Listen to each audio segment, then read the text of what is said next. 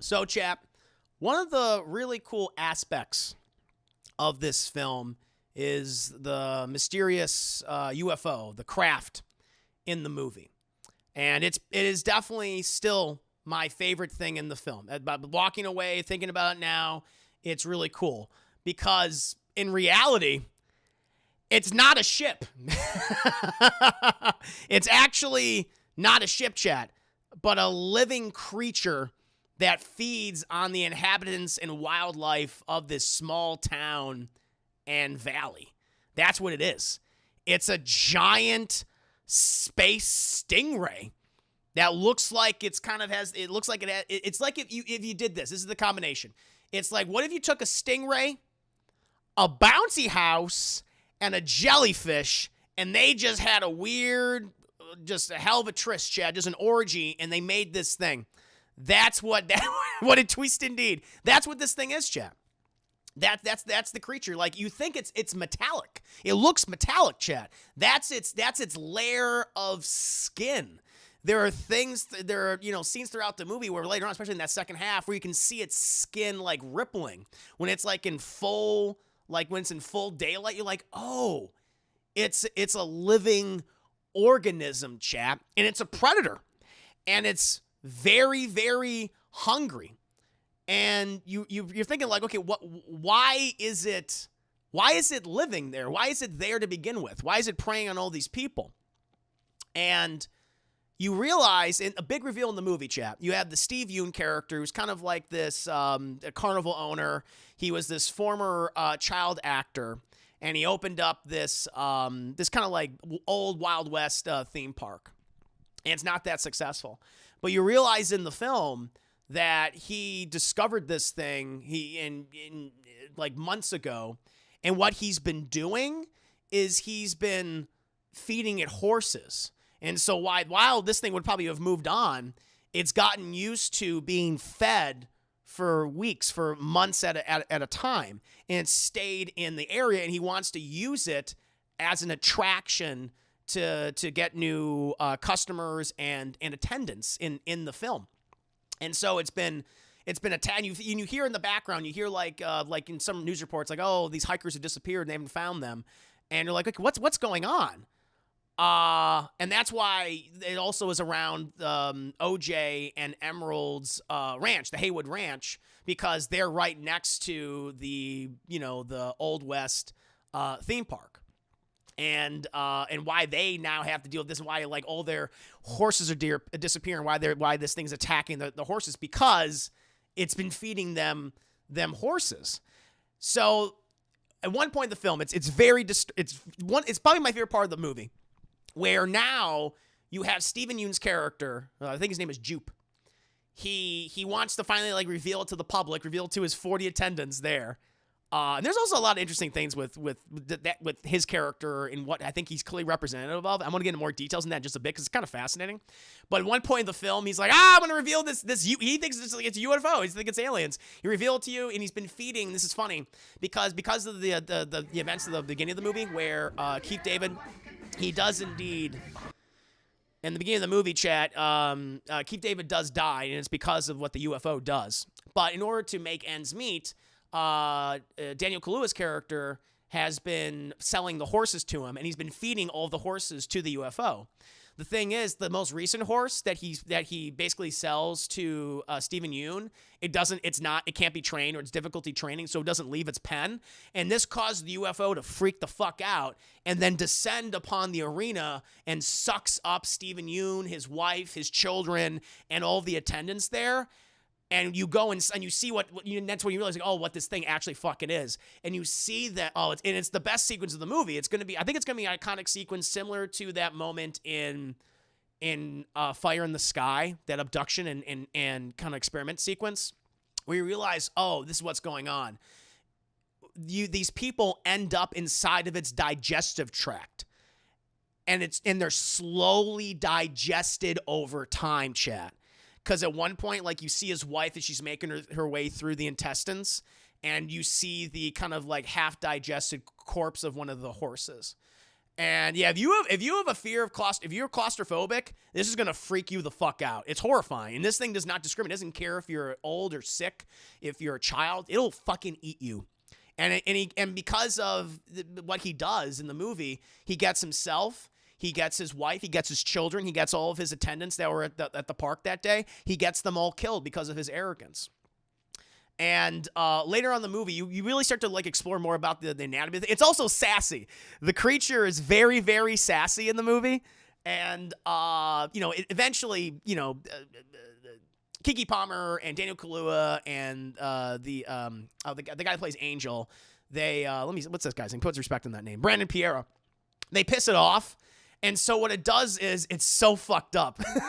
It's really fucked up. There's that one shot you see in the trailer where it's right above their house, and it's an amazing sequence. Again, this is all in the second half of the film. You can hear the people inside screaming as they're slowly being digested by this thing's by its intestines. And you can even, like, I was listening to them, and it's horrifying because they're all moaning because some of them are, like, halfway gone. Other people are like, it burns! It burns! And it's like, oh, my God. And what it does is, because it's so sassy and it's vindictive, I think at one point it basically goes, all right, I'm done. And it smushes them, Chad, inside of it. It's like, and it takes a massive, it literally shits on the house, Chad. I think it uses however this thing's anatomy works, it crushes what's left inside of it, so it kills all the people instantly, as they were digesting. And then it just, it takes a huge big, literally takes a huge big shit on the house, chat. And like blood and viscera and like half digested people fall out. And also inanimate objects. So if you have like inanimate objects, like metallic objects, it can't digest that. Like it can't digest a wheelchair, for example. It can't digest keys, car keys, or like coins, like quarters and nickels and pennies and shit. And this all falls down on the house. And it's horrifying.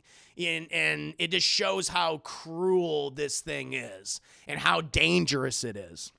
And then another part of it, which is weird. So the creature has a weakness in the movie, and it's just kind of like thought of on the spot, which I think this is gonna be a make or break make it. This is gonna be a make or break it moment for you in the film. Daniel Kaluuya is a horse trainer, and he knows you never look the horse in the eyes, right? You never do that. And he realizes, he figures it out before anyone. This is actually an animal and not like a UFO as we know them as a ship. And he's like, you just don't look at it. You just don't look at it, and it won't bother you. It's just like, you're not looking at me, I'm good. And it'll just float on by. It'll just fly around, and it'll leave you alone. But he figures out that that's what it is, and they use that against the creature later on in the movie. And also you realize, now the beginning of the movie makes sense, because the movie starts out with the death of Keith David, because randomly all these inanimate objects start falling down. It's like bullets, and they're going with such speed and velocity. And you find like coins and keys and stuff, like what's going on? And what happens is a quarter goes through Keith David's head, goes right through it and comes out his eyeball. And he's like, all right, and he goes to the hospital, and you realize like, and he dies. And you realize, that's how Keith David died. This thing fucking shat on Keith David and killed him.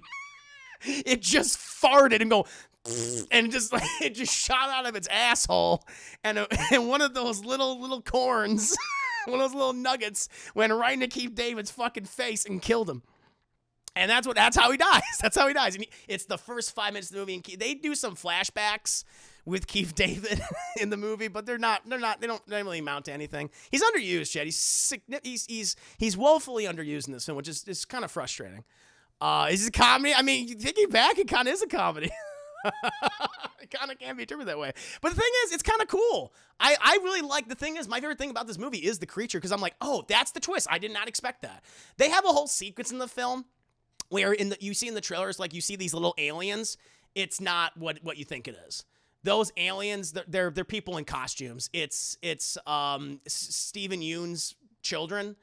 They apparently, Keke Palmer, because she's precocious, she stole something from them. She stole like one of the training horses, and to get revenge, they prank Daniel Kaluuya and Keke Palmer's characters, and they dress up as little gray men, if you will.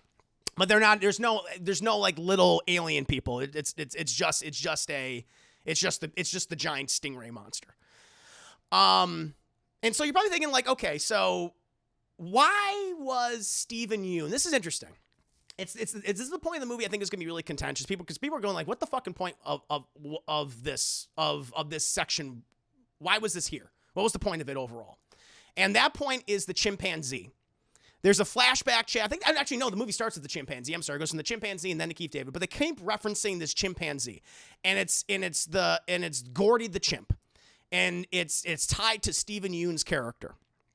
So Steven Yeun was in the movie in the 90s. He was a child actor, and he worked on this TV show called Gordy the chimp. And it was when they were filming one of the episodes, they say, because the first season was very successful. And in the second season, it was like the first episode they were doing. And one of the chimps that they work with, what happened was during the scene, they lose control of the chimp. He freaks out because of these balloons pop, and they set him off.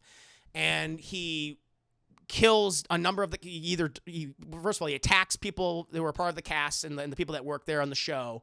He eats the face and rips the face off of this one teenage girl who works on the show, kills the father, and you see that woman in the trailer, Chad, who has her face ripped off.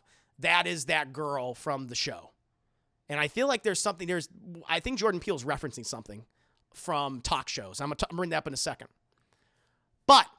You see the scene where the younger version of Steven Yeun's hiding under this table with a tablecloth, and he's watching as Gordy is going around killing everyone.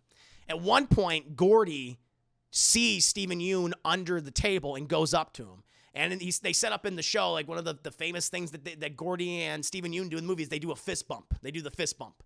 And Gordy and when Gordy approaches Steven Yeun, he's covered in fucking blood and viscera and human meat. And he goes to do the fist bump now, and Steven Yeun goes to do the fist bump too, and then police arrive and they shoot Gordy and they kill him. So this is what's interesting, or at least explaining why Steven Yeun is the way he is now as an older man. So when Gordy the chimp approaches him, he doesn't make eye contact because there is a tablecloth here that veils their eyes, and so that's why Gordy doesn't attack Steven Yeun and just goes, oh, fist bump time, right? That's part of what we do here, and then give me a banana. That's what it is. And he goes to do the fist bump. The thing is, in Steven Yeun's mind, and that ties into the whole don't look at the creature, don't look at its eyes, because then it'll fucking vor you and then shit you out. Steven Yeun doesn't know that. He's arrogant, like he is now like, I survived that experience because I had a connection with that animal, and he's built this weird fucked up shrine to Gordy and his time on it. I mean, the guy's, even though it's interesting, he doesn't come across as arrogant, but you realize through his performance, he is extraordinarily arrogant.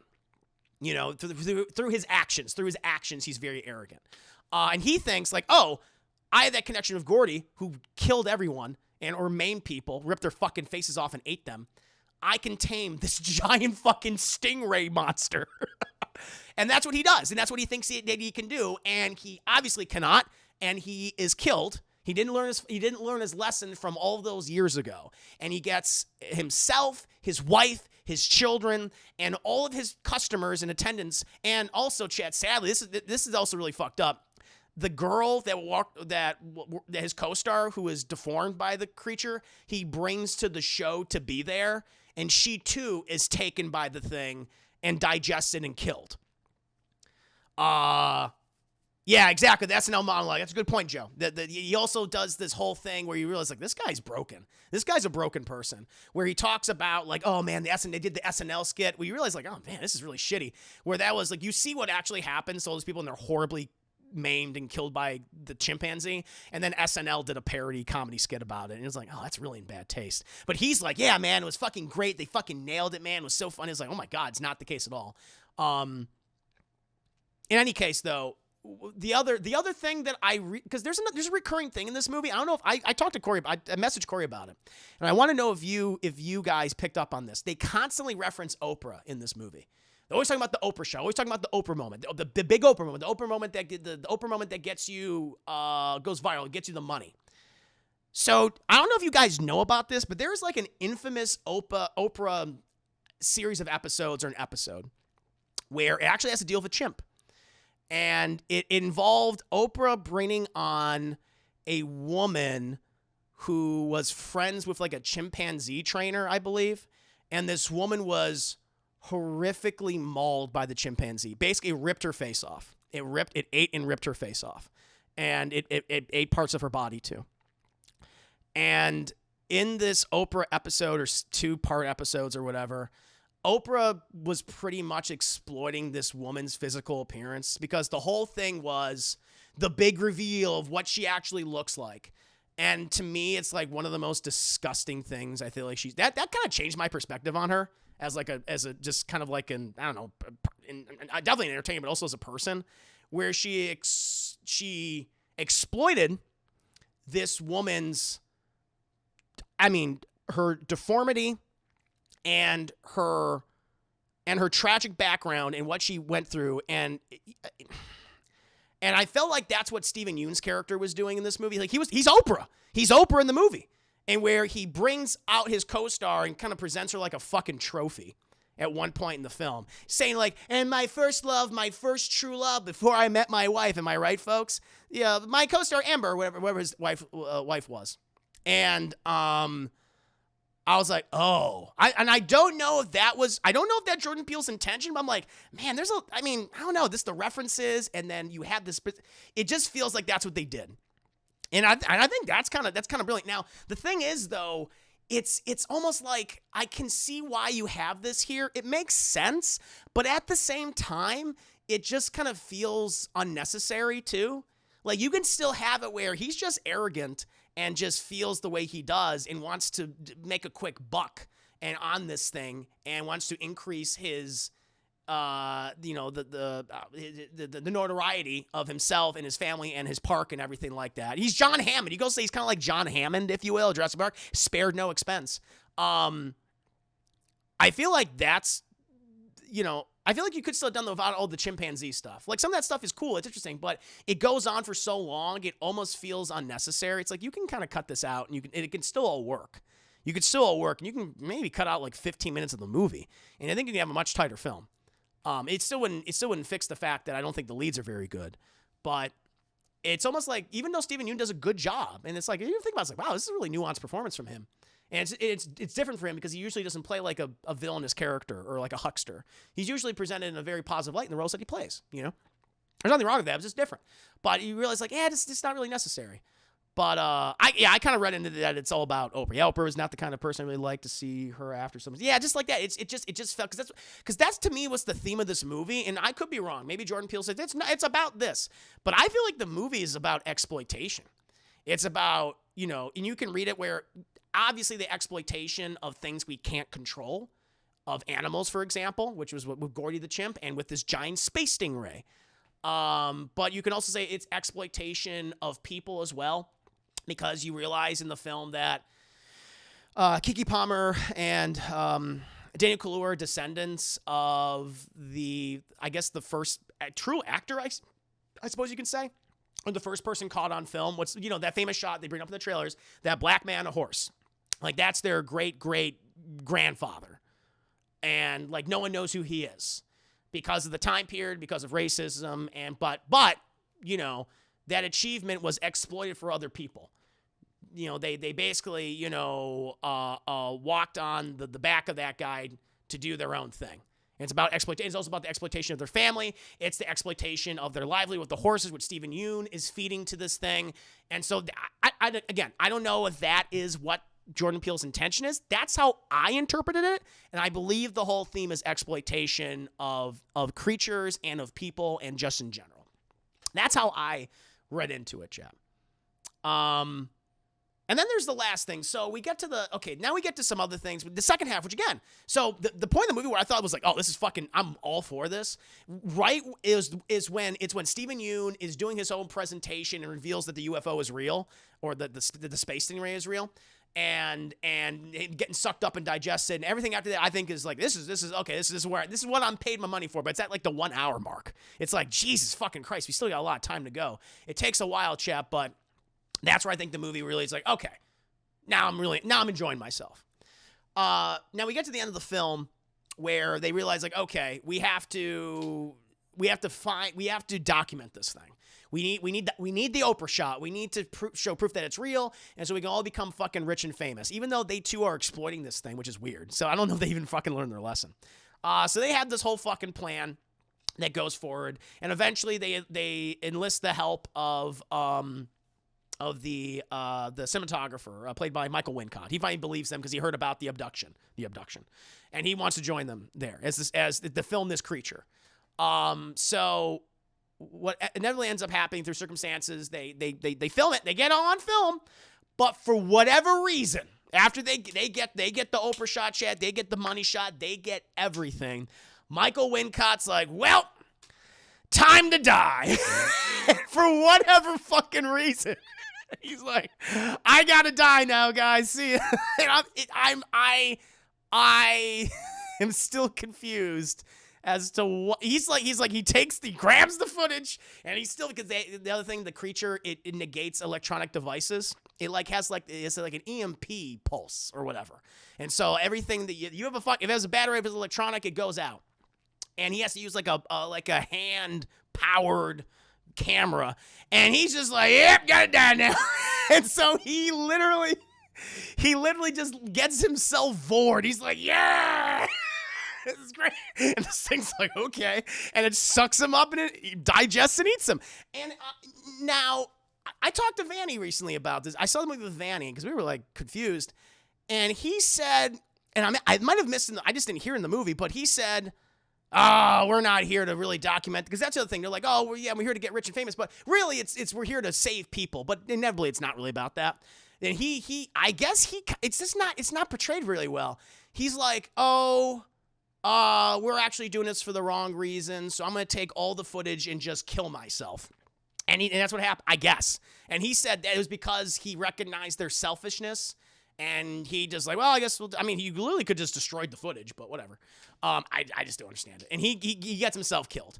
But you also, another kinky thing about it is, so in all the other scenes with him, when they're trying to get him to come on board to their little, excursion to record the creature, he's constantly watching and editing nature documentaries where animals are eating each other. Like, he's obsessed with it.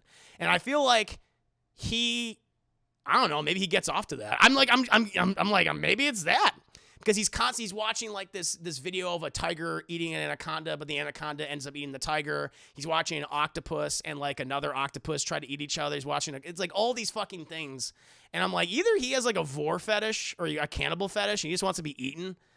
That's the only thing I can think of. That's the other reason, which I don't think that's that, but it's weird that, and then he inevitably ends up being, and he's still filming it as he's getting sucked up and digest. That's what happens. It just kind of, I don't know. I needed more. I needed more to kind of buy that. Either thing, either wanting to say like, hey, we're actually being really selfish and we don't deserve any of this, or I just really want to be bored. Just eat me, mommy, eat me. Maybe that was it. Maybe that was his thing. Yeah, he was like, y'all don't. Is that what happened, Mauricio? Is that what he said? Y'all don't deserve the truth. So maybe that's, yeah. So there you go. Still, it wasn't handled all that well. And then, okay, so, and then the very end of the movie, this thing gets fucking pissed off. It gets really, really mad. And it reveals its true form, and it's fucking massive. It's 10 times what you actually, like, you see the saucer, it's like, it's big, it's fucking big. But you realize, oh, it's 10 times that size. And it becomes this giant, again, it's like if you took a jellyfish and a bouncy house and just had them make whoopee. And that's what they would make, this giant bouncy house jellyfish thing. And, Angel survives, by the way. He actually is smart. He wraps himself up in like razor wire, and it doesn't suck him up because he stays on the ground. So he survives, thank God, because he was the best character in the movie. But at one point, Keke Palmer and Daniel Kaluuya, they're on either side of this creature, and what happens is Daniel Kaluuya seemingly sacrifices himself or gives Keke Palmer time to run away as it chases after him on the horse. Eventually, I don't know if this is the plan. I'm confused if this was the plan of theirs. I'm not sure. Correct me if I'm wrong. But they then she goes to the park, the Stephen Yeun's Wild West Park, and what she does is, so there's two things. One, they have like a wishing well photography thing where if you look down to the well, there's a camera down there, you can take your picture. So she somehow figures out like, oh, I'm going to release the giant Stephen Yeun balloon because there's like a giant balloon of him going like, yeah, like rootin' tootin' and all that shit.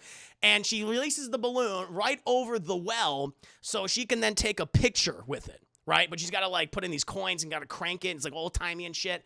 And so the creature sees the giant Stephen Yeun balloon. It's like, that guy was tasty. Now there's like a bigger version of him. I'm going to vor him. And so the thing goes over there, eats the Stephen Yeun balloon, and she finally gets the Oprah shot. She gets the money shot. She gets the picture of him. Right? And the thing, it works. Now the balloon works its way through its digestive tract. Also, a cool thing. In the beginning of the movie, you're like, you don't realize it, but you're like, why are we inside a bouncy house? Like, it's all this oxygen, air, and stuff, and you don't realize until the very end, it's like, oh shit, that we're inside of we're inside the monster. He literally shows the inside of the monster, but we don't know what it is. It's like, oh, that's pretty clever. But so this thing vores the Stephen Yeun balloon, and she takes the picture, fucking gets it, crisp looking, beautiful. They got it. But then the thing, as it's kind of floating away, it becomes smaller. It goes back to its saucer form. But the balloon can't fit inside the digestive tract. And so as the digestive tract just goes, it explodes. And then the creature then explodes too. It pops and then kills it. And then it dies. The balloon kills the monster, Chad. And it kind of floats away. And then she's like, yeah, motherfucker, yeah. N-word, yeah. She says the N-word a lot in the movie. Vampire. That's right, my vampire fucked you up, vampire. That's what she says. And then the police finally arrive and go, what the fuck happened? Vampire. My vampire Rizzle. Yeah, she does say that a lot. And then, okay, I guess Daniel Kaluuya survived because then throw the mist. Like, it's very weird. Because we get the shot of the police and all the news crews, they arrive and they're like, what the fuck just happened? But then we get that she looks out to the side and then there's like this mist and smoke, and Daniel Kaluuya's there sitting on the horse. And I'm like, is he alive? I read it that he survived. But some people are saying like, oh no, he actually died. But then everyone's like, it's left for interpretation. But it's like, and the movie just ends. The movie just fucking ends. It's like, what about the picture? But the thing is though, like, I don't think the characters learned their lesson. Like, there's still like the process of exploitation continues on. You know? I mean, it's kind of like, well, what was the point then? They didn't learn. That's what, I mean, goddamn. Obviously, Michael Wincott didn't really do a good job of explaining that thing because they just thought he was fucking crazy. It was a hallucination, so he probably died. So he's dead. Did he die? I thought he survived too. That's the thing. People are saying different things. I don't think it's clear. I don't think it's clear because I feel like, oh god, there's another scene I think early on that. Oh shit. Because I think Kaluuya has like a hallucination earlier in the movie. He got out. Hey. No, I think that's it. They haven't learned their lesson. That's the thing I'm confused about. So I don't know. Because I'm thinking that thing fucking ate him. Because that thing moved so goddamn quickly I'm like, I don't know how you got away. So I feel like it probably got him. But at the same time, it's like, I don't know. It wasn't clear. It's not made clear. Also, chat, there is a gratuitous and unnecessary reference to Akira that I'm like, why is this even in the movie? So when she rides an electric motorcycle because a TMZ guy appears, and it's just very weird in the movie. There's a whole other character in this film who is in the third act, and I'm like, why? What's the point of this? I don't understand it. That was very confusing with the TMZ guy. I was like, he's just so weird. He's like, take a picture of me before it vores me. Do it. It's just odd. But she takes this guy's motorcycle eventually. And as she goes to the park, as she goes to the Stephen Yeun's Wild West Park, she does the Akira slide, and it's so fake looking. It's like this movie is made. Actually, it has a decent budget. It's like $65 million. And I will say, nothing about it feels cheap. Nothing about it feels cheap. The CGI, like there's minimum. I mean, obviously the ship is CGI, but it's very good CGI. It's very good. That's one of my positives. I probably should have said in my review. It uses its budget extremely well. Nothing about this movie feels cheap or just kind of like fake looking. Like the creature looks very fake. Like it does. Excuse me. The creature does not look. This creature does not look fake at all. It looks really good. But that scene when she's sliding, I was like, that is obviously not fucking real. It's just weird. It's like that was, and I get it, like, okay, you're a fan of Akira. So is every other fucking filmmaker out there. It's like, you didn't need to do that. It's just like, why? It was completely unnecessary. It's just like, you could have literally just had her go, fuck. It would have been made more in character. She fucking falls. She just runs off the bike and goes, shit, Edward, shit. She could have just done that. But yeah, that's pretty much it. That's it. Yeah, Matt covered everything. That's exactly what fucking happens, chat, in the movie. Those are all the big spoilers in the film. Some of them are cool. Like, everything with the creature I think is really cool. Some of the stuff doesn't make any fucking sense. Like with Michael Wincott. Just like saying, like, I'm going to die now. It's like, why? Unless he wants to be bored. I don't know. But what about you guys out there? What'd you think of the big twists with the creature? Which is not really UFO. It's not a ship. It's a monster. What do you guys think of that? You know, what do you think of the big reveals of Steven Yeun's character? Why he thought he could tame it? What do you think happened in the end? Did Daniel Kaluuya get vored too? You know? What happened to Angel, Chad? He was the best character in the movie. They didn't go cut back to him, and he survived. He goes, oh, shit. But, you know, I wanted to see what happened to him. She should have been the lead, honestly, Chad. Should have been the male lead in the movie. That's just me. I'm curious. That's just how I feel, Chad. Overall, I think it's, again, it's good ideas in this film, and not all of them are well executed. Some good supporting performances, lead performances, not all that great in my opinion. It's an interesting creature, one that will be talked about this decade and for quite some time. I really like that a lot. But yeah, it's I think there's a lot of missed opportunities in here. Not very paced, not all that well in the first act. Excuse me, first half. But it's divisive. A lot of people are enjoying this, chat. For me, Rennell, high Rennell on the double toasted scale.